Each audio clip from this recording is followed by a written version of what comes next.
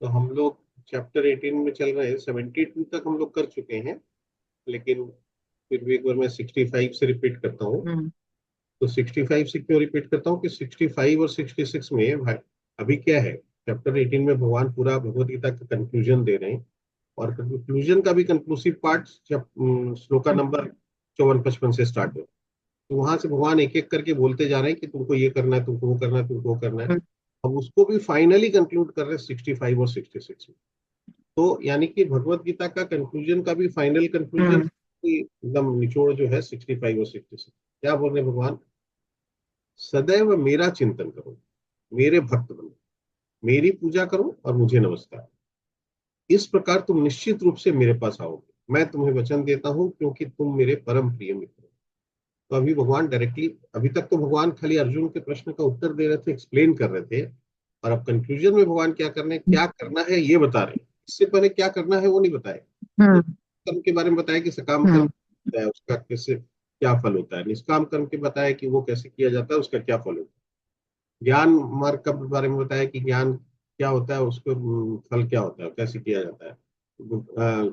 ध्यान मार्ग के बारे में बताया कि ध्यान कैसे किया जाता है, उससे क्या होता है।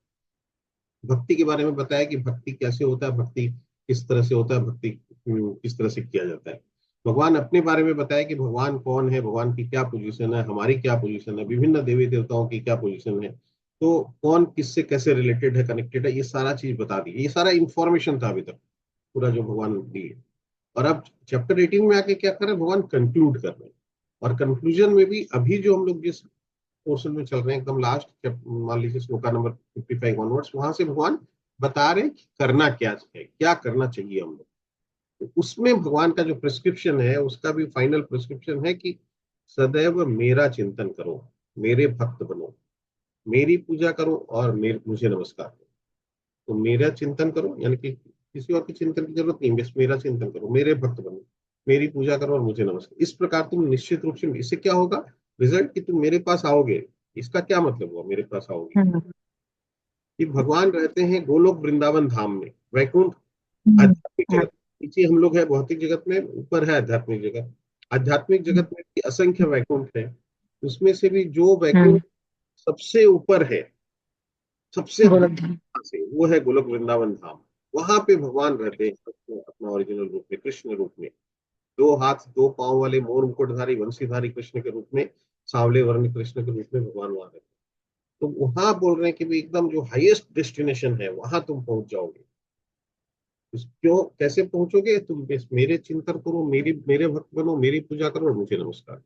और ये भी क्या भगवान स्पेसिफिकली बोल रहे हैं कि मैं तुम्हें वचन देता हूँ, कमिटमेंट है भगवान का कि तुम पहुंच जाओगे ये करने से। 66 में देखिए क्या है, समस्त प्रकार के धर्मों का परित्याग करो और मेरी शरण में आ जाओ, मैं समस्त पापों से तुम्हारा उद्धार कर दूंगा। तो बाकी कुछ करने की जरूरत नहीं है, कुछ भी फॉलो करने की जरूरत नहीं है। बस केवल मेरी शरण में आ जाओ, surrender to me, that's all. मेरे को सरेंडर करोगे तो हो जाएगा। मैं तुम्हें समस्त पापों से मुक्त करूंगा, उद्धार कर दूंगा, डरो मत। एकदम मैंने, कोई डरने की भी जरूरत नहीं है, कोई संकोच की भी जरूरत नहीं है, कोई डाउट्स का भी स्कोप नहीं है। भगवान इस तरह से बोल स्पेसिफिकली।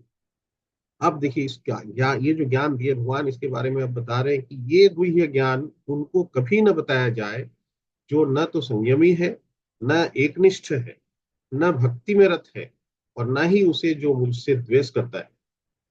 तो भगवान बोल रहे हैं कि जो कृष्ण के अगेंस्ट में है, जो एंटी कृष्ण है, जो एंटी गॉड है, मतलब जिसको नॉलेज ही नहीं है, जिसको ज्ञान ही नहीं है।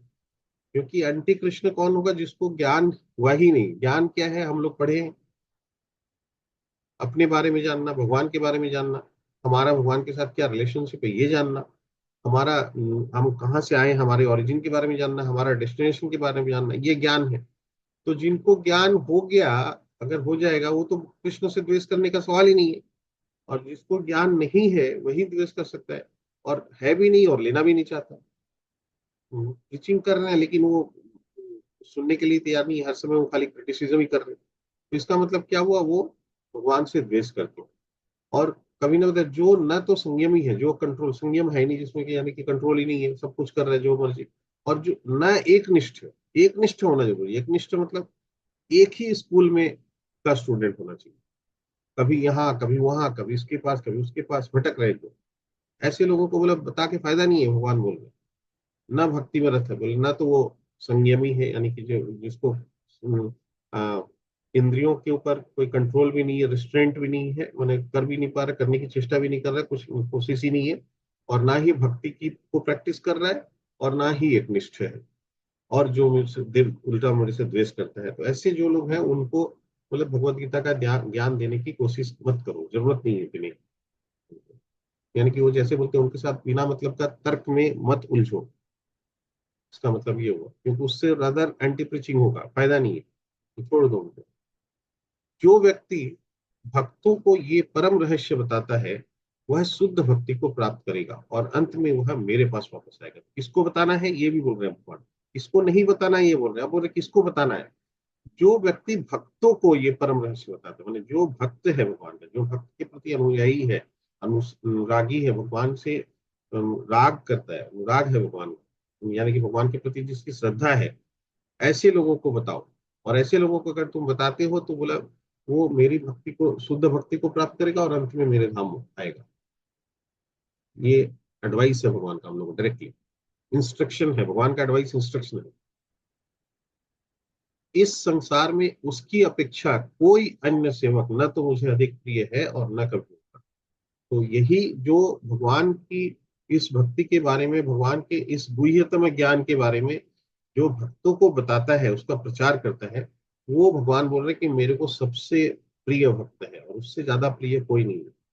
न च तस्मान मनुष्य से मनुष्येषु कच्चिन्मे प्रिय कृतम भविता न च मे तस्मादन्य प्रियतरो भुवि, भविता न च मे तस्माद अन्य प्रियतरो भुवि। इस संसार में उसकी अपेक्षा कोई अन्य सेवक न तो मुझे अधिक प्रिय है और न कभी हो। और मैं घोषित करता हूं कि जो हमारे इस पवित्र संवाद का अध्ययन करता है वो अपनी बुद्धि से मेरी पूजा करता है। बोला जो जो इस संवाद का अध्ययन भी करता है, यानी कि जो भगवत गीता को जो पढ़ता भी है, वो भी बोला अपने अनुसार वो मेरी ही पूजा कर रहा है। ये भी भगवान बोल दिए कि यानी कि अगर हम पढ़ भी रहे हैं भगवत गीता को, अगर कोई पढ़ता भी है भगवत गीता को, तो वो भी ये भगवान की पूजा है ये तरह की। तो वह अपनी बुद्धि से मेरी पूजा करता है। और जो श्रद्धा समेत और द्वेष रहित होकर इसे सुनता है वो सारे पापों से मुक्त हो जाता है और उन शुभ लोगों को प्राप्त होता है जहां पुण्यात्माएं निवास करती हैं। बोला अगर सुन भी रहा है कोई, दूसरा कोई पढ़ रहा है और हम अगर सुन भी रहे हैं तो उससे भी बोला हम सारे पापों से मुक्त हो जाएंगे और उन पुण्य शुभ लोगों को प्राप्त होता है जहाँ पुण्यात्माएं निवास करती, जो बड़े बड़े पुण्यात्माएं हैं उनके साथ उसको स्थान मिलता है अगर कोई केवल सुनता भी है तो भगवत। यहाँ पे बोल रहे 72 में, हे पृथापुत्र, हे धनंजय, क्या तुमने इसे यानी इस शास्त्र को एकाग्र चित्त होकर सुना।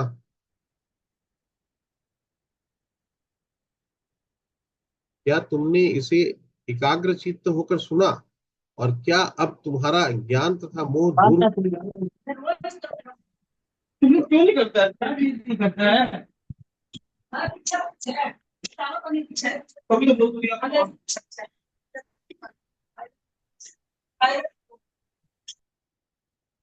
अब क्या है कि भगवान चेक कर रहे हैं अर्जुन को, अर्जुन से भगवान चेक कर रहे हैं कि क्या अर्जुन अभी तक जो भगवान बताए अर्जुन उसको ध्यान देकर सुना कि नहीं, और उससे उसको क्लैरिटी मिला कि नहीं। तुम्हारा अज्ञान तथा मोह दूर हो गया है, क्या अब तुम्हारा अज्ञान तथा मोह दूर हो गया, यानी कि अर्जुन क्या था, अज्ञान में था, मोह में था।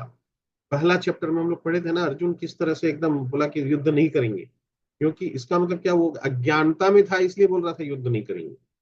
लॉजिक तो बहुत बड़ी बड़ी दे रहा था जो हम लोगों को लगता है कि अरे अर्जुन तो कितना बड़ा पंडित है, कितनी अच्छी अच्छी बातें कर रहा है।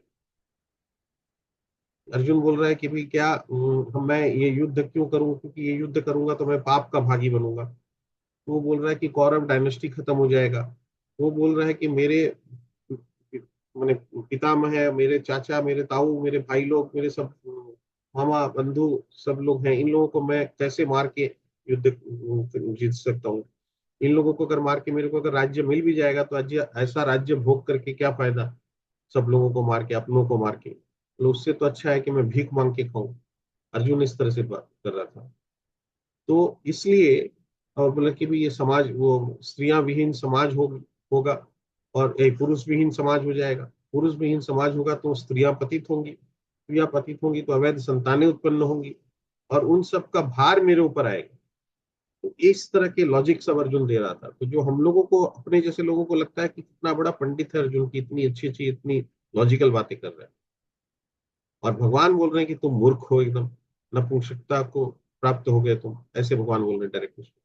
तो वो जो अर्जुन का मोह था, अज्ञानता था, और वो जो मोह था अपनों के प्रति, परिवार के प्रति, अपने रिश्तेदारों के प्रति, तो उससे भगवान उसको निकलने के लिए बोल रहे हैं, इसीलिए इतना ज्ञान दिए।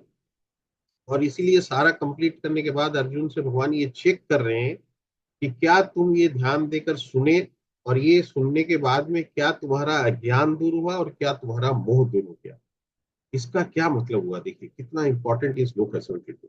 इसका मतलब भगवान का ये एक्सपेक्टेशन है कि ये जो भगवत गीता का पूरा ज्ञान है, भगवान गुह्य ज्ञान, गुह्यतर ज्ञान दिए, गुह्यतम ज्ञान दिए, तो ये ध्यान देने के बाद में हमारा भी अज्ञान दूर हो जाना चाहिए, और हमारा भी मोह दूर हो जाना चाहिए। यानी कि हमको ज्ञान की प्राप्ति होनी चाहिए, और मोह, मोह में भी, अब हमारे अंदर मोह भी नहीं रहना। ये एक्सपेक्टेशन है हम लोगों से इस नॉलेज को सुनने के या पढ़ने के या जानने के बाद। तो हम अगर इसको पढ़ रहे हैं, हम अगर इसको सुन रहे हैं, तो हम इसका इफेक्ट ये होना चाहिए कि हम लोगों की अज्ञानता दूर हो और हम लोगों का मोह दूर हो, यानी अटैचमेंट से हम लोग फ्री हो। अटैचमेंट कम होना चाहिए, पूरा फ्री तो एक बार में नहीं होगा, वो भी भगवान बोले हैं। तो इसका मतलब उसमें असर आना चाहिए, हमारा अटैचमेंट कम होना चाहिए, आसक्ति कम होनी चाहिए हमारी। अज्ञानता यानी कि थोड़ा थोड़ा हमको ज्ञान में, ज्ञान जैस में ज्ञान आए, और उस तरह का व्यवहार हमारा होना चाहिए कि जिसमें कि थोड़ा ज्ञान झलके। पूरा तो नहीं होगा एक बार में ऑब्वियसली, भगवान खुद ही बोल दिए कि जन्म जन्मांतर लग जाते हैं, लेकिन फिर भी कुछ तो फर्क पड़ना चाहिए। तो यहाँ तक हम लोग अभी पढ़े हैं। अब 73 ऑनवर्ड्स पढ़ेंगे। अर्जुन उवाच, इसका मतलब अर्जुन क्या बोल रहा है, भगवान ये जो लास्ट प्रश्न किए सारा कंक्लूड करने के बाद में भगवान अर्जुन से चेक कर रहे हैं कि क्या तुम ध्यान दे के सुने कि नहीं, और क्या तुम्हारा मोह दूर हो गया कि नहीं। अब इसके आंसर में देखिए अर्जुन क्या बोल रहे हैं। तो हरे कृष्णा सर, चांडक जी, हरे कृष्णा। नरेंद्र जी, हरे कृष्णा।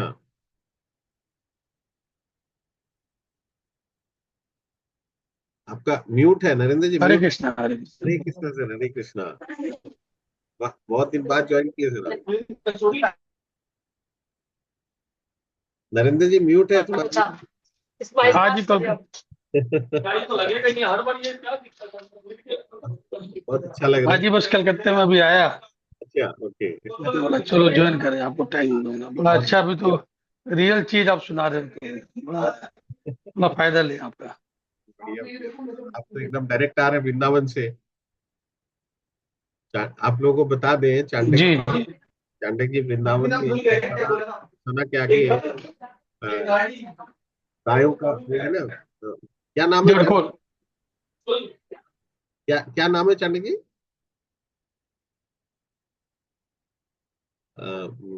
वो पूरा गायों मैंने हजारों गायें हैं उसमें, कम से कम मेरे ख्याल से 20,000 गाय गायें होंगी, है ना? क्या नाम है उसका? ना ना, हमारे यहाँ पे 9,000 गाय हैं। अच्छा। 9,000 हाँ 9,000 गाय हैं। हाँ। क्या नाम है उस जगह का? 9,000 गाय हैं। हाँ, नहीं नहीं, नाम नाम सब क्या? वेद लक्षणा देसी गौवंश है। हाँ, वहाँ पे चांडक जी पूरी सेवा देते हैं, मेरे को लगता है महीने में 10-15 दिन। आवाज आवाज नहीं आ रही। अच्छा, मेरी आवाज नहीं आ रही क्या?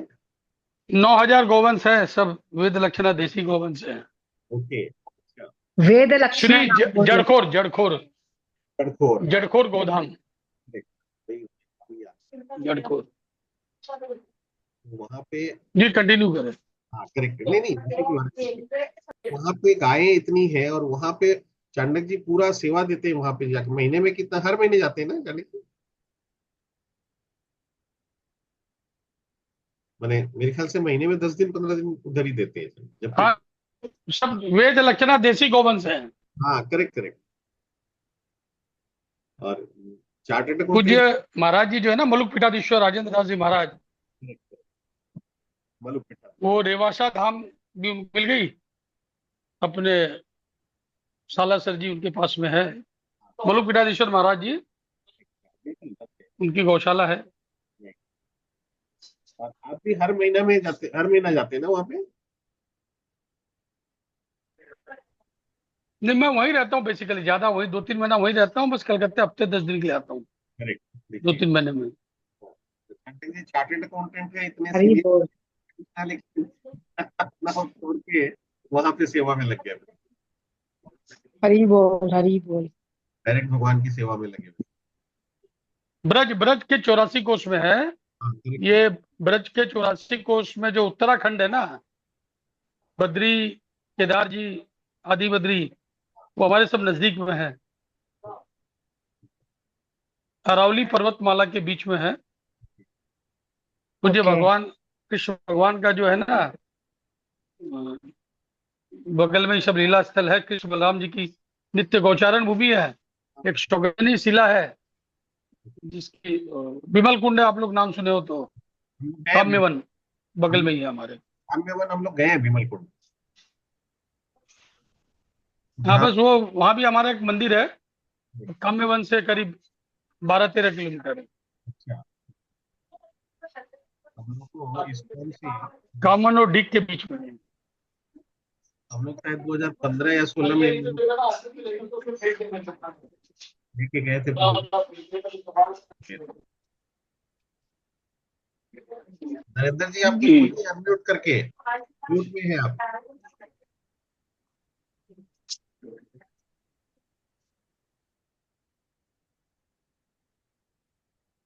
म्यूट है नरेंद्र जी, आपका म्यूट है, म्यूट।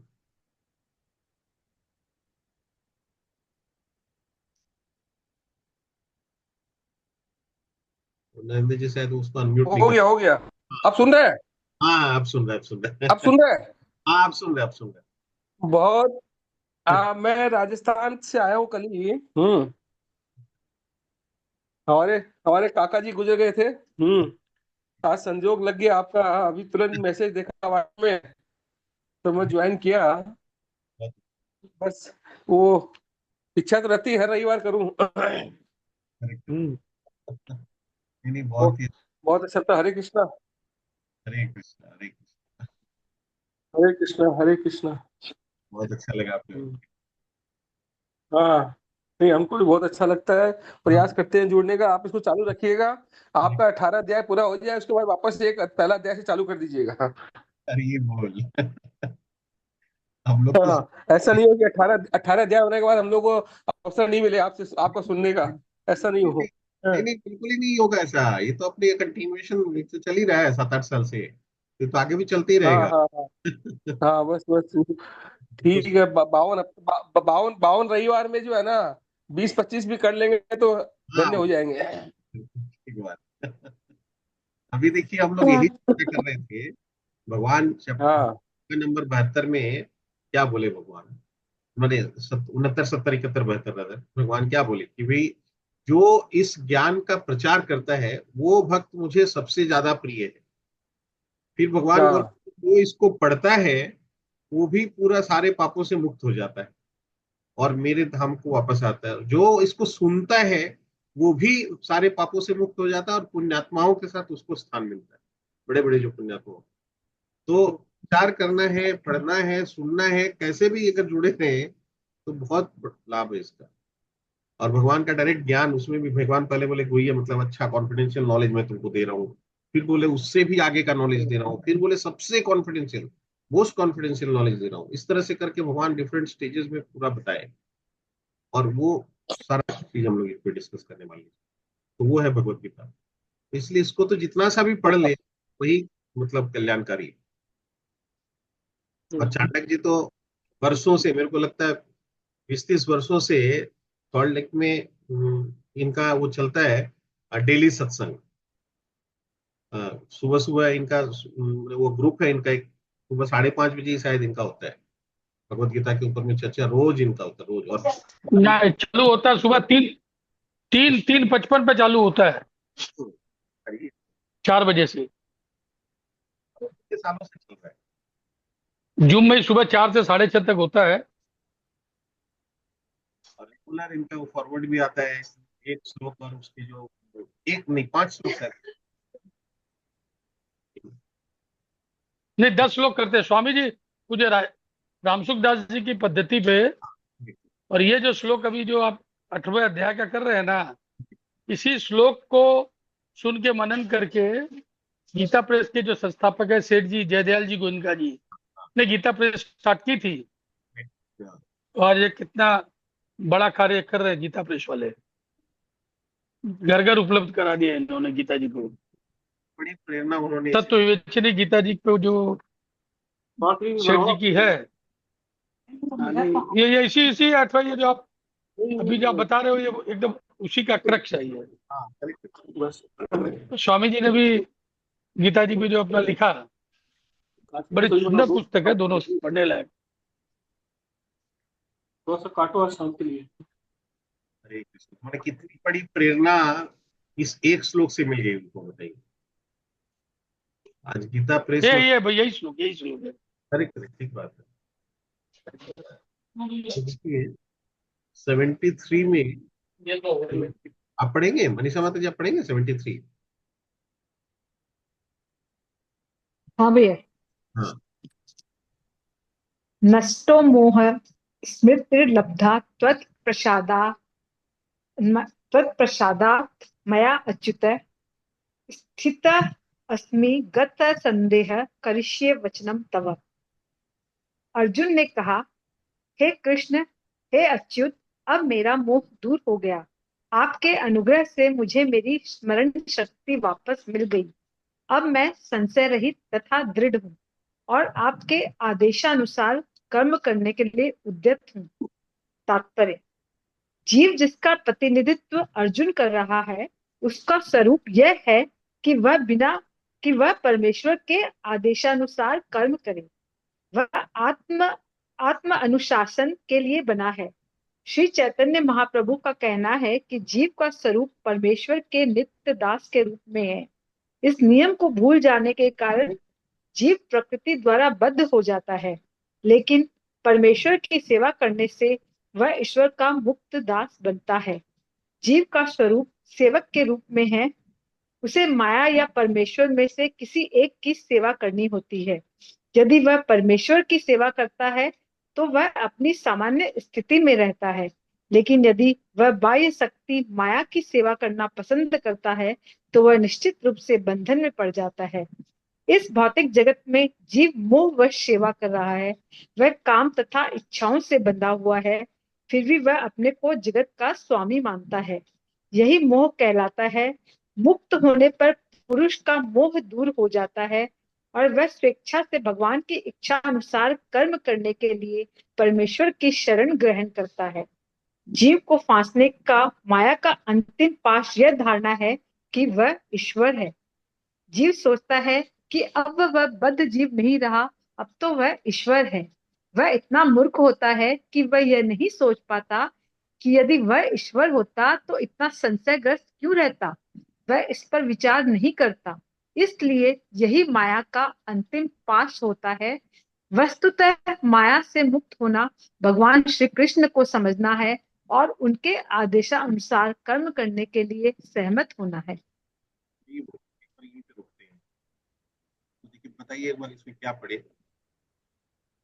ये चीज सबसे यहाँ हमको बता दिया गया है कि हम अपने आप को बहुत मुक्त समझते हैं, क्योंकि हमको लगता है अभी जो हमको अल्प स्वतंत्रता दी हुई है उसको हम समझते हैं कि हमको फुल फ्रीडम मिली है, लेकिन वो अल्प स्वतंत्रता है। क्योंकि हम कितनी भी स्वतंत्रता ऐसे है कि हम काम कर सकते हैं, लेकिन हम हर चीज को अपने हिसाब से नहीं कर सकते। अगर हम हर चीज को अपने हिसाब से कर सकते हैं तो हमको फुल फ्रीडम मिलती। तो हम जो काम कर रहे हैं वो बिल्कुल माया के दो ही चीज के हम फॉलो कर सकते हैं, या माया को या भगवान को।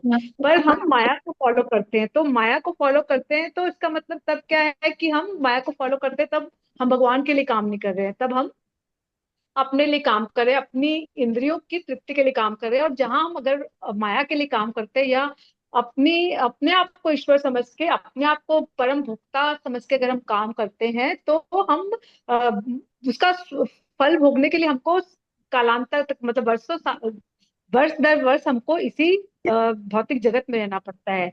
तो यही सबसे बड़ा हमारा जिसका बोलते हैं हम इतने मूर्ख है कि हमको यही पता नहीं कि हम मुक्त नहीं है। हम तो जैसे माया के वश में होकर काम कर रहे हैं, हम एकदम बद्ध जीव हो गए हम, मतलब हमारी सारी फ्रीडम खत्म हो गई। और वही अगर हम भगवान की सेवा में ईश्वर के लिए काम कर दे, अपने आप को, जो हमारा स्वरूप है, हमारा स्वरूप है कृष्ण नित्य दास, साफ बार बार लिखा गया है।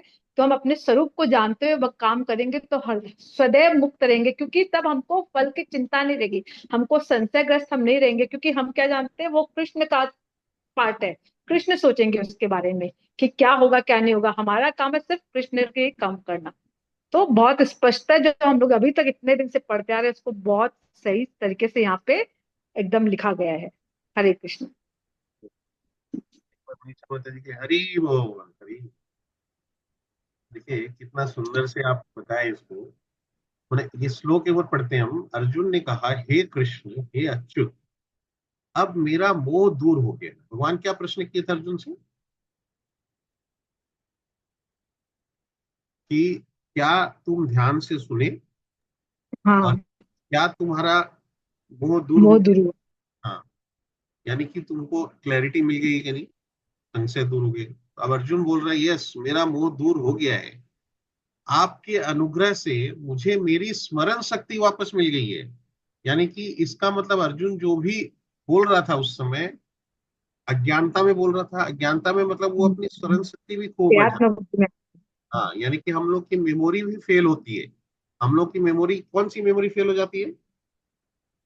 कि हम भगवान के दास है, हमारा हम अपने वास्तविक स्वरूप को भूल जाते हैं। नहीं, जिसको भगवान, जिसको महाप्रभु जिसको अ, तो, तो, अध्यात्म बुद्धि में आ जाते हैं हम। हाँ, प्रभुपाद जिसको स्टार्टिंग में ही बोले थे, ब्रह्म जिज्ञासा, अच्छा तो ब्रह्म जिज्ञासा। तो ब्रह्म हम्म। जिज्ञासा यानी कि ब्रह्म साक्षात्कार, यानी आत्म साक्षात्कार कि भी हम कौन हैं, हम कहाँ से आए हैं, हमको जाना कहाँ है, हमारा कर्तव्य क्या है, हमारा उद्देश्य क्या है। तो ये जो प्रश्न है और इसके जो उत्तर है, ये जब हम खोजते हैं, इसी को बोलते हैं आत्म साक्षात्कार। तो आत्म साक्षात्कार यानी हमारा अपना परिचय, उसी को हम भूल जाते हैं। हमारा क्या परिचय है? हमारा परिचय क्या है कि हम आत्मा है और भगवान के परमानेंट अंश हैं। जीवे स्वरूप है कृष्ण नित्य दास। तो हम लोग भगवान के परमानेंट, हम्म। बोले ममे वांश जीव लोके जीव होते सनातनम प्रकृति स्थानी इंद्रियानी मन स्थानी इंद्रियानी प्रकृति स्थानी कर। तो भगवान बोले हैं कि प्रत्येक जीव मेरा शाश्वत अंश है और हम उनके अंश हैं। उसी को हम भूल जाते हैं, यानी कि भगवान से हमारा जो एक परमानेंट रिलेशनशिप है उसी को भूल जाते हैं। और उसी तरह अर्जुन भी भूल भूल रहा था। और इसीलिए अर्जुन अपने आप को कर्ता मान बैठा था। इसीलिए अर्जुन अपने आप को रिस्पॉन्सिबल समझ रहा था। तो ये जो मेमोरी फेल हो गया अर्जुन का, उसके लिए बोल रहे हैं, बोले मेरी स्मरण शक्ति वापस आ गई। अब मैं संशय रहित तथा दृढ़ हूं। दृढ़ माने एकदम कमिटेड, फर्म। और संशय रहित मतलब मेरे मन में कोई डाउट्स नहीं है। तो पर जो अभी आप इतना अच्छा से डाउट के बारे में बताएं कि हम लोग फिर भी डाउट में ही रहते हैं। हम लोग इतना कुछ करते हैं और सोचते हैं हम तो अब, जैसे हम लोग बोलते हैं ना, बच्चों को पहले फ्रीडम मिल जाए, एक बार बच्चे हमारे फ्री हो जाए तो हम भी फ्री हो जाए। अरे फ्री क्या होंगे, हम लोग तो बंधन में बनते ही रहते हैं। तो जो आप इतना अच्छा से बताए अभी कि बंधन क्या है, कि हम लोग कुछ भी करते हैं तो उसका फल भोगने के लिए हम लोगों को यहाँ रहना पड़ता है, यानी कि उसका फल हमको भोगना पड़ेगा। तो अभी ये जो लाइनें, अभी ये पहला पैराग्राफ जो हम लोग पढ़े, तो यहाँ पे अर्जुन बोल रहा है कि भाई मैं संशय रहित हूँ, दृढ़ हूँ और आपके आदेशानुसार कर्म करने के लिए उद्यत हूँ। यानी कि भगवान का इंस्ट्रक्शन के अनुसार, न कि हम लोग अपने अनुसार। हम लोग क्या सोचते हैं कि हम अपने से फ्री हो सकते हैं, हम अपने तरीके से फ्री होने की कोशिश करते हैं। तो अपने तरीके से फ्री नहीं हो सकते कभी भी। अर्जुन, एक भगवान जो बताए कि 5 एलिमेंट्स हैं किसी भी प्रोजेक्ट के, किसी भी मिशन के। तो कर्ता, इंद्रियां, कर्म क्षेत्र, चेष्टाएं, ये 4। और 5वां भगवान बोल रहे हैं, याद है? खुद, भगवान खुद परमात्मा। है। हाँ, भगवान को। मैं खुद, भगवान बोल रहे हैं मैं खुद परमात्मा के रूप में, बोला प्रत्येक जीव के हृदय में बैठा हूं, तो वो परमात्मा बोला, वो 5वां एलिमेंट। तो बोला जब तक तुम वो 5वां एलिमेंट को नहीं पकड़ोगे, ये 4 को लेके अगर चलने की कोशिश करोगे तो तुम कभी सक्सेसफुल नहीं हो सकते। तो इसलिए अर्जुन बोल रहा है, देखिए कि मेरा मोह दूर हो गया है आपके अनुग्रह से मेरी स्मरण शक्ति वापस आ गई है, मैं संशय रहित हूँ, दृढ़ हूँ और आपके आदेशानुसार कर्म करने के लिए उत्तर। तो इसको अब जो इसका जो एक्सप्लेनेशन में पहला पैरा जो आप पढ़े कि जीव जिसका प्रतिनिधित्व अर्जुन कर रहा है उसका स्वरूप ये है कि वह परमेश्वर का आदेशानुसार कर्म करे। वह आत्म अनुशासन के लिए बना है, अपनी इंद्रियों तृप्ति के लिए नहीं है। वो आत्म अनुशासन, सेल्फ डिसिप्लिन, सेल्फ कंट्रोल के लिए और भगवान के निर्देश, इंस्ट्रक्शंस के अनुसार काम करना चाहिए। क्या है भगवान का निर्देश? अभी जो हम लोग कंक्लूजन पढ़े उसका 65 और 66, मन मना भाव मद भक्तो, मेरे भक्त बनो, मेरा चिंतन करो, मेरी पूजा करो, मुझे नमस्कार करो। मेरे लिए मेरी शरण ध्यान दो। बस भगवान के आदेशानुसार करो, ये में बने। श्री चैतन्य महाप्रभु का कहना है कि जीव का स्वरूप परमेश्वर के नित्य दास के रूप। इस नियम को भूल जाने के कारण जीव प्रकृति द्वारा बद्ध हो जाता है। तो जैसे हम उसको भूलते हैं, इसका मतलब क्या हुआ? आत्मा क्या बोलते हैं उसको, सेल्फ, अपनी इंद्रिय तृप्ति के लिए काम करते हैं। और अपनी इंद्रिय तृप्ति के लिए काम करने का मतलब उसके बंधन में बंधना, क्योंकि कर्म करेंगे, कर्म के फल मिलेंगे और फल को भोगने के लिए उसके बंधन में बंधेंगे, इसलिए वो प्रकृति द्वारा बद्ध हो जाता है। लेकिन परमेश्वर की सेवा करने से वह ईश्वर का मुक्त दास बनता है।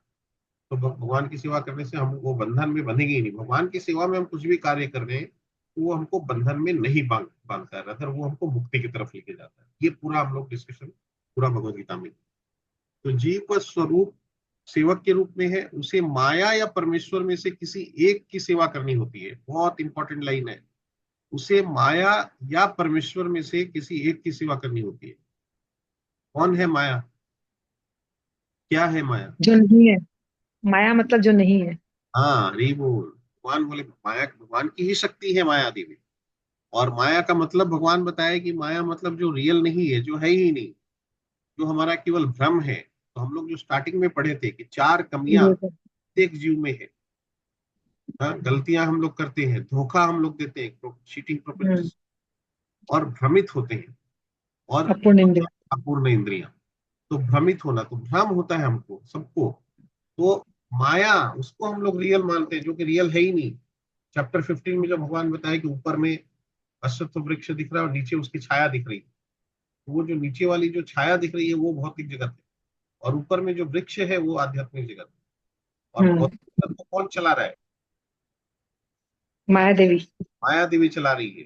माया देवी कौन है? भगवान की ही सेविका है, भगवान की ही शक्ति है माया देवी। भगवान अपनी शक्ति को लगा के रखे हैं भौतिक जगत बना के, और उसको चलाने की उसको इंचार्ज दे रखे हैं, चार्ज दे रखे माया देवी।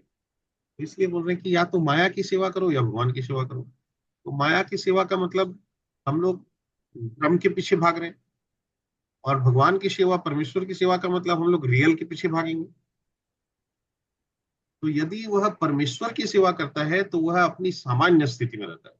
हमारी सामान्य स्थिति यानी नॉर्मल हमारा कैरेक्टरिस्टिक क्या है? हम लोग जल की मछलियों की तरह, जिसको हम लोग बाहर लाके रख देंगे घर जल से तो छटकाएगी, उसी तरह हमारा असली दुनिया कौन सा है? हमारी असली दुनिया कौन सी है? आध्यात्मिक जगत है। और हम हट करके यहाँ आ गए और यहाँ आके फंस गए। तो यहाँ पे हम अपनी सामान्य स्थिति में जा ही नहीं पा रहे। तो हमको अपनी सामान्य स्थिति में जाने के लिए क्या करना होगा? परमेश्वर की सेवा करनी होगी। तभी हम अपनी सामान्य, फिर हम चाहे फिजिकली यहाँ भी रहें, जैसे प्रहलाद महाराज भगवान के शुद्ध भक्त, परम शुद्ध भक्त, उनको कहाँ जगह दी? सुतल लोक में। हाँ, भौतिक जगत में ही है। तो भक्त जो होता है शुद्ध भक्त, वो फिर फिजिकली कहीं भी रहे, वो जहाँ रहता है वही वैकुंठ। ये पढ़ चुके हम। तो इसलिए अब बोले तो यदि वह परमेश्वर की सेवा करता है तो वह अपनी सामान्य स्थिति में रहता है, यानी कि वो जहाँ पे भी रहेगा वो भक्त की उसी स्थिति में ही वो रहेगा। वो भौतिक बाकी चीजों से वो अफेक्टेड नहीं होगा, वो कॉन्टामिनेटेड नहीं होगा, उसको कलमश, भौतिक कलमश उसको कलुषित नहीं कर पाएगा। वो एकदम शुद्धता में ही रहेगा। तो वो समदर्शी होगा, वो समभाव में रहेगा, है ना। तो भक्तों के जितने गुण हम लोग पढ़े भगवद गीता में, जगह जगह पे हम लोग पढ़े ना भक्तों का क्या गुण होता है, वो सारे गुण उसमें होंगे। तो वो त्रिनाद अपनी सुनी चिन्ह तरुणों के सही सुना होगा, यानी कि वो त्रिन के समान अपने आप मांगेगा। वो वृक्ष की तरह टॉलरेंट होगा, अमान इन अमान के रिश्तेदारी, बोले झूठे सम्मान के पीछे नहीं भागेगा और दूसरों का हमेशा सम्मान करेगा। तो ये जितनी भी क्वालिटीज है भक्ति वो सब उसमें होगी। लेकिन यदि वो बाह्य शक्ति माया की सेवा करना पसंद करता है तो वह निश्चित रूप से बंधन में पड़ जाता है। इस भौतिक जगत में जीव मोह बस सेवा कर रहा है, हम लोग सब मोह में सेवा कर रहे हैं, यानी कि हमको कुछ ना कुछ चाहिए। हम लोग होता है ना सकाम कर्म कर रहे हैं। हाँ, जो कर्म कांड जो करते हैं ना वेदों के में बताया गया कि ये करने से ये मिलेगा, वो करने से वो मिलेगा, तो हम लोग को कुछ ना कुछ चाहिए। जो हम लोग पढ़े थे आर्थ अर्थार्थी जिज्ञासु और ज्ञानी, है ना, उन कैटेगरीज में। तो इसीलिए कुछ ना कुछ तकलीफ में, कोई जरूरत में हम लोग भगवान की सेवा माने पूजा पाठ पाठ करने में लगते हैं। तो इसलिए बोला, लेकिन यदि वह बाह्य शक्ति माया की सेवा करना पसंद करता है तो वह निश्चित रूप से बंधन में पड़ता है। इस भौतिक जगत में जीव मोह बस सेवा कर रहा है, वो काम तथा इच्छाओं से बंधा हुआ है, फिर भी वह अपने को जगत का स्वामी मानता है। देखिए, एक तरफ है और फिर भी हम लोग अपने आप को सोचते हैं कि हम तो एकदम बहुत पावरफुल हो गए, हम तो स्वामी हो गए, हम ही तो सब कुछ करने वाले हैं। अपने आप को एकदम हर चीज का रिस्पॉन्सिबल ओनरशिप हम अपना खुद लेने की कोशिश करते हैं। तो स्विच अ, यही मोह कहलाता है। मुक्त होने पर वो पुरुष का मोह दूर हो जाता है और वह स्वेच्छा से भगवान की इच्छा अनुसार कर्म करने के लिए परमेश्वर की शरण ग्रहण। देखिए, ये कितना इंपॉर्टेंट एडजेक्टिव यहाँ पे प्रभुपाद यूज किए। स्वेच्छा से करता है, क्या करता है स्वेच्छा से? भगवान की इच्छा अनुसार कर्म करना। हाँ, यानी कि भगवान के इंस्ट्रक्शंस को फॉलो करेंगे, लेकिन वो भी अपनी इच्छा से, कोई कंपेल नहीं कर रहा मेरे को। हाँ, अभी हम लोग गए थे वहां टूर में, लॉन्ग टूर में 250 लोग थे। तो हम लोग एक दिन ऐसे ही, एक जन डिवोटी है अपने, तो बोल मेरे को, वो 10 साल से डिवोटी है, रेगुलर 16 राउंड चैंटिंग भी करती है, लेडी है मान लीजिए, माता जी थे। तो सारा बहुत कुछ करती है, लेकिन मेरे को बोलती है कि अच्छा, मेरे को ये डाउट है कि सही कर तो रहे ना, कहीं कुछ गलत तो नहीं कर रहे। मतलब उनको मन में फिर भी डाउट्स आता है। तो ये तो हम लोग के मन में डाउट्स आते रहता है। ऐसा हमारा स्वभाव है हम लोग को, यानी कि माइंड में क्लैरिटी इतना जल्दी नहीं आता है, तो इट विल टेक टाइम। तो मुक्त होने पर पुरुष का मोह दूर हो जाता है और वो स्वेच्छा से भगवान, तो वो बोल, हम बोले कि भी अच्छा, अगर आपको इतना डाउट है तो आप इतना दिन से कैसे फॉलो कर रही हैं? तो बोले नहीं, बस क्योंकि सुनते हैं इसलिए फॉलो कर। आप, ये पॉसिबल नहीं। जो केवल सुन के कोई बोला तो हम एक बार ज्वाइन कर सकते हैं, 2 बार ज्वाइन कर सकते हैं, लेकिन उसके बाद अल्टीमेटली देखिए नरेंद्र जी, हम लोग अगर उसमें कन्विंस्ड नहीं होंगे तो हम नहीं ज्वाइन करने, कंटिन्यू नहीं करेंगे। एक बार बोल सकते हैं अच्छा नरेंद्र जी बोले तो चलो चलते हैं, या चांडक जी बोल रहे हैं अरुण जी बहुत ही अच्छा है तो चलो एक बार घूम के आते हैं, चल के आते हैं। 2 बार चले जाएंगे कि चलो चांडक जी बोल रहे हैं चलो लास्ट ईयर गए थे, इस बार फिर चलो चलते हैं। उसके बाद तीसरी बार नहीं जाएंगे। अगर खुद कन्विंस्ड होंगे, खुद को अच्छा लगेगा, तभी हम जाएंगे। और खास करके हम लोग पढ़े लिखे लोग हैं, मतलब सो कॉल्ड पढ़े लिखे लोग हैं, तो हम लोग तो ऐसे ही किसी को बोलने से नहीं जाने वाले, तर्क पहले खोजते हैं, पहले उसको उसका लॉजिक खोजते हैं। इसलिए मैंने उनको बोला कि आप जब 8 साल से 10 साल से कर रही हैं, इसका मतलब आप ऑलरेडी कन्विंस्ड हैं। ये तो कोई आपको कंफ्यूज कर रहा है, कोई कुछ आपको बोल रहा है, वो आपको कंफ्यूज कर रहा है, या आप अपने माइंड में कुछ कंफ्यूजन आपका क्रिएट हो गया है और वो कॉन्फ्लिक्ट पैदा कर रहा है। लेकिन एक्चुअली ऐसा नहीं है, आपको भरोसा है इसीलिए आप इसको कंटिन्यू कर। नहीं तो 16 राउंड चैंटिंग करना और कई साल हो गए, और सब लॉन्ग टूर में भी जाना, रेगुलर मायापुर भी जाना, या यहाँ पे रेगुलर भागवतम क्लास करना, सब कुछ कर रही।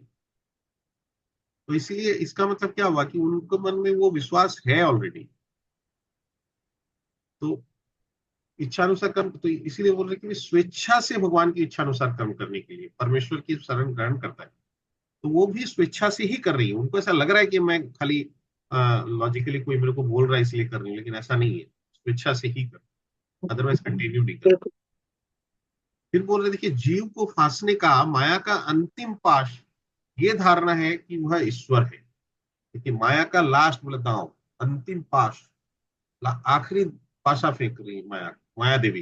कौन सा पाशा है? कि जीव की ये धारणा कि वह ईश्वर है, यानी कि हम जब अपने आप को भगवान मान बैठते हैं तो बोले ये माया का सबसे बड़ा दांव है हमको फंसाने का। कितना इंपॉर्टेंट लाइन है ये, कि हम जब इस तरह का भ्रम में पड़ रहे, कोई होता है ना बोला अपने आप को बहुत ओमनी पावरफुल समझने लगता है, बहुत, हाँ, मोस्ट पावरफुल समझने लगता है, तो इसका मतलब वो माया का पूरी तरह से चपेट में आ गया, आखिरी दांव फेंक दिए माया देवी उसको, ये बोल रहे हैं आप। तो जीव सोचता है कि अब वह बद्ध जीव नहीं रहा, अब तो वह ईश्वर है। वह इतना मूर्ख होता है कि वो ये नहीं सोच पाता कि वह ईश्वर होता तो इतना संशयग्रस्त क्यों रहता। वह इस पर विचार नहीं करता, इसलिए यही माया का अंतिम पाश होता है। वस्तुतः माया से मुक्त होना भगवान श्री कृष्ण को समझना है और उनके आदेशानुसार कर्म करने के लिए सहमत होना है। देखिए, याद है आप लोग को भागवतम का चतुश्लोकी भागवत, जो भागवतम के 4 श्लोक है, जो हम लोग बहुत बार रिपीट करते हैं, उसमें पहला श्लोक क्या है और दूसरा श्लोक क्या है? उसमें पहला श्लोक में भगवान बोल रहे हैं कि मैं था, मैं हूं और मैं रहूंगा। ठीक है ना, कि मैं पास्ट में भी था, प्रेजेंट में भी हूं और फ्यूचर में भी रहूंगा। जो कि भगवत गीता में भी चैप्टर 2 में हम लोग पढ़े थे ना, कि भगवान बोल, या चैप्टर 3 में, कि भगवान बोले कि अर्जुन, ऐसा कभी नहीं था कि ना तुम थे या ना मैं था, ना ये राजा लोग नहीं थे, ऐसा कभी नहीं था। और ना ही ऐसा कभी होगा कि तुम नहीं रहोगे या मैं नहीं रहूंगा या ये राजा लोग। बस ये हमारे लिए भी वही एप्लीकेबल है, भगवान के लिए भी वही है। केवल भगवान बोले डिफरेंस इतना है कि तुमको ये सब याद नहीं रहता, यानी कि हम लोग के कितने जन्म हो चुके हैं हमको याद नहीं रहता, लेकिन भगवान बोल रहे हैं कि हमको सब कुछ याद। तो डिफरेंस केवल इतना, तो यानी कि भगवान परमानेंट है। तो इसलिए बोल रहे हैं कि तो वहां पे जो पहला श्लोक था कि भगवान बोल रहे हैं कि मैं था, मैं हूं और मैं रहूं। और दूसरा श्लोक क्या है उसमें, कि मेरे अलावा जो कुछ भी है सब माया है। इसका मतलब क्या हुआ कि या तो मैं हूं या माया है। ठीक है ना। और माया है का मतलब क्या? माया का मतलब जो रियल नहीं है, जो है ही नहीं, हम लोग को केवल इल्यूजन होता है। तो इसका मतलब भगवान के अलावा तो कुछ है ही नहीं। तो हम लोग या तो भगवान को जान पा रहे हैं या नहीं जान पा रहे। तो जब हम माया को अगर पहचान लेंगे तो इसका मतलब क्या हुआ, हम भगवान को समझ गए। जब दो ही अल्टरनेट है, उसमें से एक अल्टरनेट से अगर हम निकल गए तो दूसरा अल्टरनेट में पहुंच गए। तो इसलिए यहाँ बोल रहे हैं, इसलिए यही माया का अंतिम है। वस्तुतः माया से मुक्त होना भगवान श्री कृष्ण को समझना है और उनके आदेशानुसार कर्म करने के लिए सहमत होना। तो जब हम ये समझ जाएंगे तो फिर हम क्या करेंगे? ऑब्वियसली फिर हमारे पास एक ही ऑप्शन है कि भगवान जैसा इंस्ट्रक्शन दिए उसी को फॉलो करना। तो उसी के अनुसार हम फिर काम करेंगे, यानी कि शास्त्र अनुमोदित कर्म करेंगे। इस श्लोक में वो शब्द, तुम मनीषा माता जी, ये आप पढ़े पढ़े यहाँ तक है ना? अब ये देखिए दूसरा पैरा इसका पढ़िए।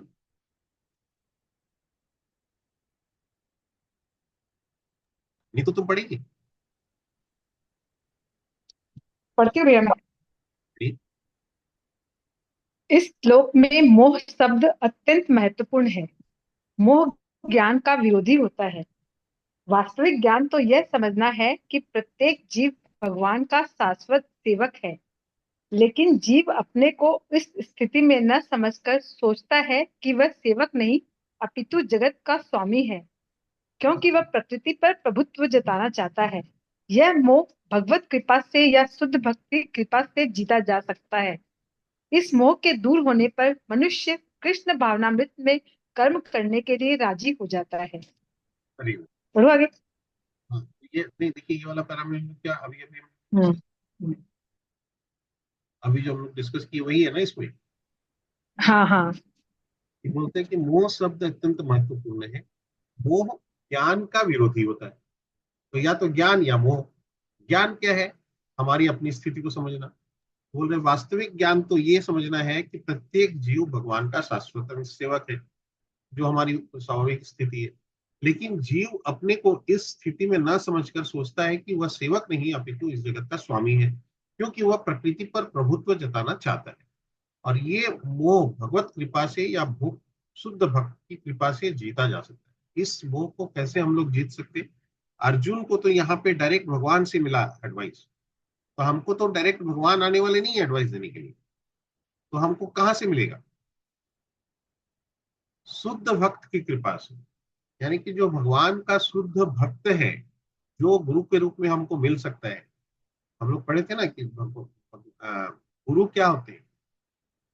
तो गुरु भगवान नहीं है, लेकिन भगवान के रिप्रेजेंटेटिव हैं, हम्म भगवान के दूत हैं, भगवान के, हम लोग क्या बोलते हैं, बोनाफाइड स्पिरिचुअल मास्टर। तो जो भगवान के प्रतिनिधि हैं, तो भगवान के प्रतिनिधि के रूप में भगवान गुरु बना के किसी को भेजते हैं हमारे पास, लेकिन सब्जेक्ट टू द कंडीशन कि गुरु वो होना चाहिए जो स्वयं मुक्त पुरुष हो। जो खुद अगर बंधन में बंधा हुआ है तो वो गुरु नहीं हो सकता। तो सब्जेक्ट टू दैट क्वालिटी, यानी कि जो शुद्ध भक्त है, इसीलिए देखिए यहाँ पे लिखे भगवत क्लियर, ये मोह भगवत कृपा से या शुद्ध भक्त की कृपा से जीता जाता है। इस मोह के दूर होने पर मनुष्य कृष्ण भाव, तो यानी कि उस ऐसे गुरु अगर हमको मिले और गुरु की कृपा अगर होगी हम पर, यानी कि गुरु की अगर हम प्रॉपर सेवा करेंगे, गुरु के मार्गदर्शन पर अगर हम चलेंगे, तो हम इस मोह से निकल सकते हैं। गुरु का क्या इंपॉर्टेंस है, देखिए एक लाइन में यहाँ पे बता दिया गया क्यों हमको गुरु की जरूरत है। इस मोह के दूर होने पर मनुष्य कृष्ण भावनामृत में कर्म करने के लिए राजी हो जाता है। तो फिर तो वो कृष्ण भावनामृत में ही कर्म करेंगे। पढ़िए अब आगे।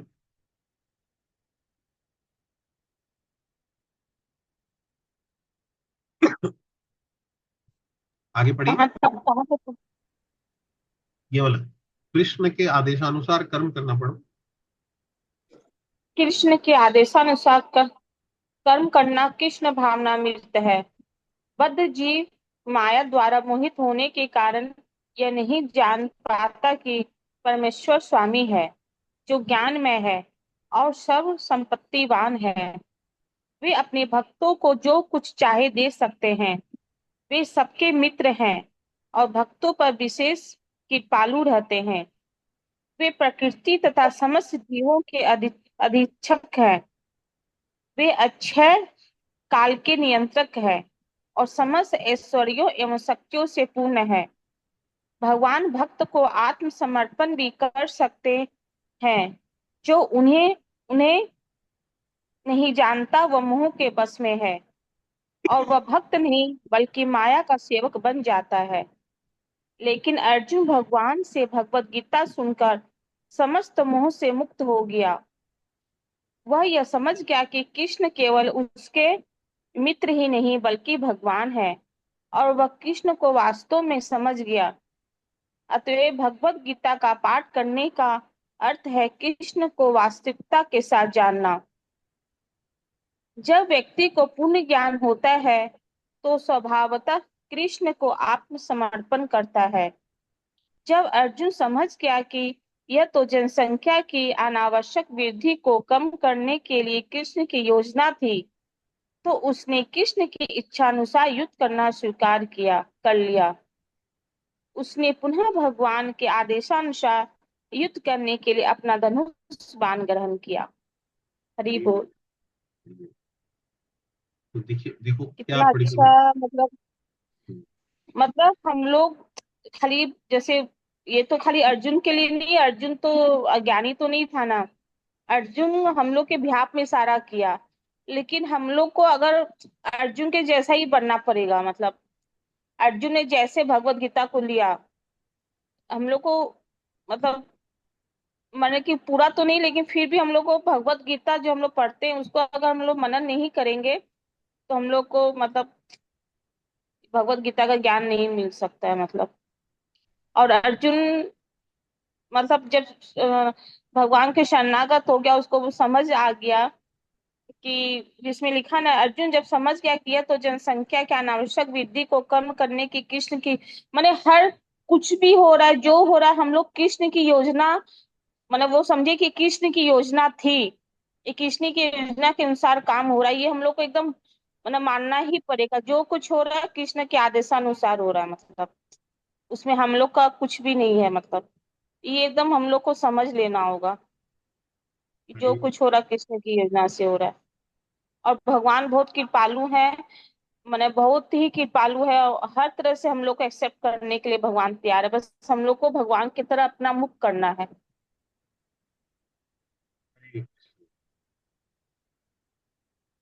और देखिए, कृष्ण भावनामृत में रह के हर्ष में अपना कर्म करना है। मतलब भगवान को हर्ष में सेंटर में रख के जो कुछ करे, बस भगवान को याद रखना है कि भगवान कराने वाले आप है, मतलब मैं कुछ भी नहीं। अभी जो हम लोग पढ़ रहे थे कि भगवान बता रहे थे या तो कृष्ण या माया, तो माया से जो निकल गया वो कृष्ण को दिखाने में चला गया, यानी कि कृष्ण यानी कि वो एक्चुअली फिर वो परमेश्वर की शरण में चला गया। और वो कैसे पॉसिबल होता है, बोले गुरु के कृपा से हो सकता है। तो और उसमें वो कृष्ण भावनामृत में आ जाएगा। अब कृष्ण भावनामृत क्या होता है, उसका एक लाइन ने यहाँ बताया कि कृष्ण के आदेशानुसार कर्म करना। कृष्ण भावनामृत का मतलब कृष्ण के आदेशानुसार, यानी कि कृष्ण जैसा चाहते हैं उसके अनुसार। घूमे लेके आ।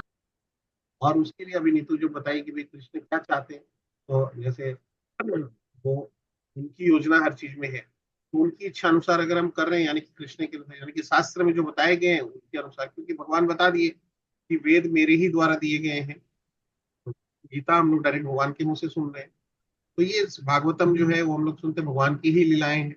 तो यानी कि शास्त्र में जो बताए गए हैं उसको हमको फॉलो करना है, तो कृष्ण के आदेश अनुसार करो। बद्ध जीव माया द्वारा मोहित होने के कारण ये नहीं जान पाता है कि कृष्ण परमेश्वर स्वामी है, जो ज्ञानमय है और सर्व संपत्तिवान है। ये ध्यान रखने का बहुत इंपॉर्टेंट चीज है कि भगवान कौन है, वो स्वामी है, वो ज्ञानमय है, षड ऐश्वर्य से पूर्ण है ना। षड ऐश्वर्य में क्या क्या आता है, तो उसमें पहला है ज्ञान, ज्ञान में वो परिपूर्ण है एकदम, संपत्ति वेल्थ कंप्लीट है उनके पास, वे अपने भक्तों को जो कुछ चाहे दे सकते हैं, वे सबके मित्र हैं और भक्तों के विशेष कृपालु हैं। तो पर विशेष कृपालु है, अभी जो नीतू बोली कि भक्तों पर भगवान विशेष कृपालु होते हैं, भगवान बहुत कृपालु है और सबके परम हितैषी। भगवान बोले ना, ऑलरेडी हम लोग पढ़ चुके भगवद गीता में, मैं परम हितैषी हूँ तुम्हारा, परम कृपालु हूँ, मतलब मैं हमेशा तुम्हारा हित चाहता हूँ। वो हमारे पिता है, परम पिता है, परमात्मा है, तो वो हमेशा हमारा हित ही चाहते हैं, वो नहीं चाहते कि हम लोग माया में फंसे, लेकिन हम लोग अपनी इच्छा से माया में फंसते जाते हैं। तो इसीलिए ये बोले कि वे भक्तों के पर विशेष कृपालु हैं, वे प्रकृति तथा समस्त जीवों के अधीक्षक हैं। प्रकृति के बोल रहे मैं अध्यक्ष न प्रकृति, भगवान ऑलरेडी बोल चुके पूरी प्रकृति मेरी अध्यक्षता में काम कर रही है, और सब समस्त जीवों के भी वो अधीक्षक है, क्योंकि वो ममेवांश जीव लोके जीव होते सनातन, हम लोग अभी डिस्कस किए। वे अक्षय काल के नियंत्रक है, पूरा जो काल है उसके नियंत्रक है भगवान, बोल दिया ऑलरेडी ये सब। भगवान ऑलरेडी अपने ऑपुलेंस ऐश्वर्य के बारे में बता चुके हैं ये सब। समस्त ऐश्वर्यों एवं शक्तियों से पूर्ण है, सारे ऐश्वर्य सारी शक्तियां उससे कंप्लीट है, वो उन सबसे परिपूर्ण है। भगवान भक्त को आत्मसमर्पण भी कर सकते हैं, भक्त को आत्मसमर्पण कर रहे हैं। बोलिए, हम लोग ये जो अभी कार्तिक महीना चल रहा है ना, दामोदर मास बोलते हैं इसको, क्यों बोलते हैं दामोदर मास? भगवान ने उखल लीला की थी ना, उखल यशोदा माँ ने उखल से बांधा था भगवान को। अरे दाम बंधन लीला है ना, तो दाम मतलब रस्सी और बंधन मैंने बांधना, तो दाम उधर उधर उधर मैंने पेट, पेट में रस्सी बांधी थी यशोदा मैया भगवान की, और रस्सी तो बाद में बांधी करके उखल से बांधी। उससे पहले क्या हुआ, भगवान को दौड़ा रही है छड़ी लेके और भगवान भाग रहे हैं, है ना, तो भगवान नन्हे नन्हे पाँव में भाग रहे हैं उनके डर से। दामोदर लीला याद है ना, नमामीश्वरम सच्चिदानंद रूपम लसत लसत कुंडलम, माने कानों में जो वो है उनके, और वो फूले भाले। यशोदा भियो लुख लब्धाव मानम परामृष्टमत्यम ततो द्रुत्य गोप्या। यशोदा भियो लुख लब्धाव मानम, माने यशोदा मैया छड़ी लेके उनके पीछे भाग रही है और वो आगे भगवान भाग रहे हैं। उसके बाद वाला लाइन क्या है, रुदंत मुहुर्नेत्र युग्ममृदान्ताम परम भुजयुग्मेन शातंक नेत्रम। तो शातंक रुदंत मुहुर्नेत्र, वो रहे भगवान ऐसे आंखों को ऐसे मसल रहे हैं, और शातंक नेत्र माने आंखों में एकदम उनके पूरा डर माँ का। तो ये क्या है, इतनी सुंदर ये लीला है, इसमें क्या है कि भगवान अपने भक्त के वश में है। सारे देवी देवता सब ऊपर से देख रहे हैं कि ये क्या लीला हो रही है, कि भगवान जो सारे जगत के नियंता है, जो सारे जगत के स्वामी है, जो सारे जगत की सृष्टि करता है, वो भाग रहे हैं डर से और मैया भगा रही है छड़ी लेकर। ऐसा दृश्य हम लोग देख रहे हैं। तो वही है यहाँ पे, भगवान भक्त को आत्मसमर्पण भी कर सकते हैं। हम लोग पढ़ते हैं ना, गाते हैं ना कई भगत के बस में है भगवान, तो भगवान अपने भक्त के बस में होते हैं। उनको अच्छा लगता है अपने भक्त के बस में होना। भगवान अपना कमिटमेंट फेल कर देते हैं अपने भक्त के कमिटमेंट को रखने के लिए। भीष्म पितामह भगवान के परम शुद्ध भक्त थे। भगवान प्रण किए थे कि अस्त्र नहीं उठाएंगे, और भीष्म पितामह बोले कि अस्त्र उठवाएंगे। तो क्या हुआ था कुरुक्षेत्र युद्ध में? अर्जुन से नहीं युद्ध किया तो भगवान खुद बोले ना कि मैं मारूंगा। अरे भगवान खुद वो का पहिया उठा तब के, अर्जुन जाकर उसके पांव पकड़ लिया। भगवान खुद रथ का पहिया उठा के मारने गए, तो शस्त्र उठा लिए। तब भीष्म पितामह हाथ जोड़ के बोले कि देख प्रभु, आपके सामने मैं क्या ये करूँ। तो भगवान को मालूम नहीं था क्या कि मेरा कमिटमेंट है, लेकिन उनको ये भी पता था कि भीष्म पितामह वो मेरे भक्त है और उनका कमिटमेंट है, तो उनका कमिटमेंट रहना चाहिए, फुलफिल होना चाहिए। तो इसलिए बोले भगवान भक्त के वश में हो सकते, भगवान भक्त को आत्मसमर्पण भी कर सकते हैं। जो उन्हें नहीं जानता वह मोह के वश में है, वह भक्त नहीं बल्कि माया का सेवक बन जाता है। तो या तो भक्त भगवान यानी परमेश्वर या माया। तो जो भगवान के वश में नहीं है वो माया के वश में। बहुत सिंपल है। लेकिन अर्जुन भगवान से भगवत गीता सुनकर समस्त मोह से मुक्त हो गया।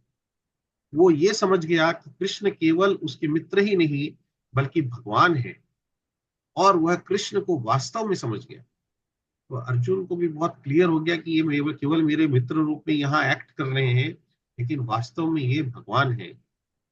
अतएव भगवत गीता का पाठ करने का अर्थ है कृष्ण को के साथ जानना। जब व्यक्ति को पूर्ण ज्ञान होता है तो वह स्वभावतः कृष्ण को आत्मसमर्पण। पूर्ण ज्ञान जिस दिन हो गया हमको, हम ऑटोमेटिकली कंफर्म है कि हम भगवान को आत्मसमर्पण करेंगे ही। हम अगर अभी तक भगवान को समर्पण नहीं कर पा रहे, इसका मतलब हमको अभी तक क्लैरिटी नहीं हो रहा है, पूर्ण ज्ञान नहीं हो पा रहा है। हम लोग सुन तो रहे हैं लेकिन उसको पूरी तरह से विश्वास नहीं कर पा रहे अंदर से। जब अर्जुन समझ गया कि ये तो जनसंख्या की अनावश्यक वृद्धि को कम करने के लिए कृष्ण की योजना है, तो कृष्ण की योजना है, उसकी क्या योजना है, कहाँ पे किस तरह से वो योजना बना रहे हैं। क्योंकि वो भगवान बोल दिया ना, यदा यदा ही धर्मस्य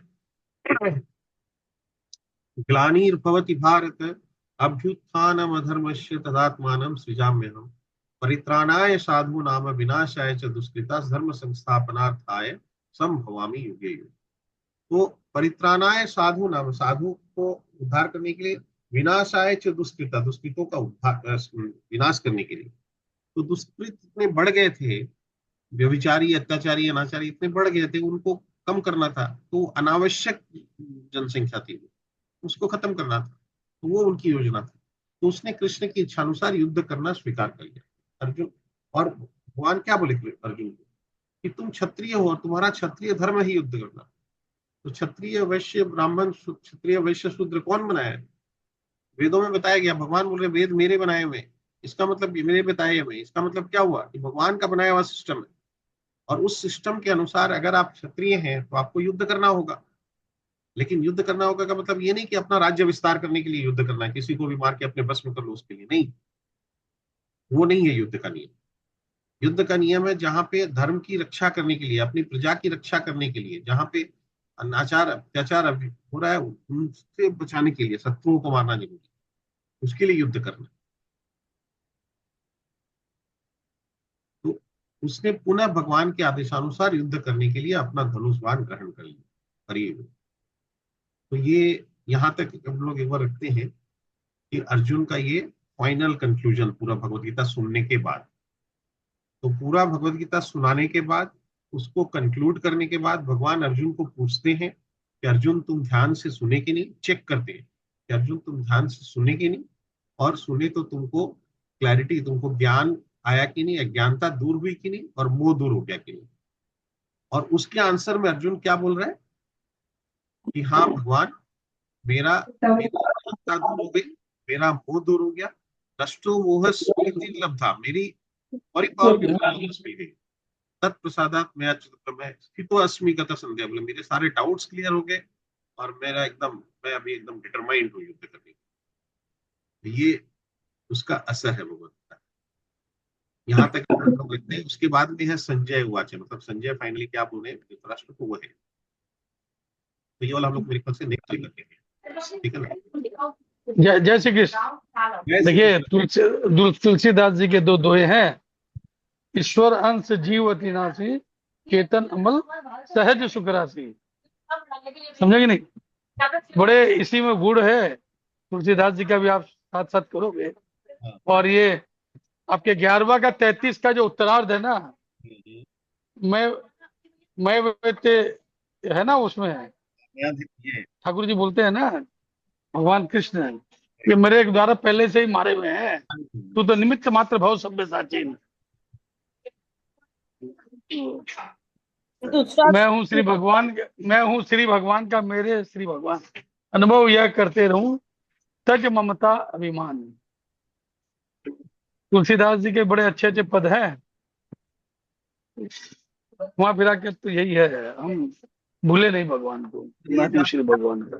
ये जो आप 11:33 अभी पढ़े ना, हाँ जी, ये इसे अभी आपको जो मैंने बताया ना, जयदयाल जी गोयनका को ये जी 18वां चैप्टर का 70, 71, 72 से प्रेरणा मिली ना। जी जी जी जी ये जो 11:33 है, ये जी प्रभुपाद जी। को उनका मिशन दिया, ये 11:33। हाँ हाँ 11:33 से प्रभुपाद हाँ, इस्कॉन के तो फाउंडर बाबा जी, हाँ हाँ। प्रेरणा मिली ना, उठो। मैं वेता नियता पूर्व में निमित्त मात्र भव शब्द साचिन। ये मेरे द्वारा पहले से सब मारे गए हैं, तुम तो बस निमित्त मात्र बन जा। यही बात है, बहुत सही है भाई। वो तो ठाकुर जी के तो ये सब डायरेक्ट जो आप बता रहे हो रिप्रेजेंटेटिव है, उनको पृथ्वी में भेजेंगे हम लोग का उद्धार करने के लिए। लग जाओ तो बहुत ही अच्छा है, बहुत सुंदर कार्य कर रहे हैं आप वास्तव में। हरे हरि बहुत आनंद। वो गाँव दिया हरे क्या? कृष्ण। जय श्री सीताराम, जय श्री सीताराम।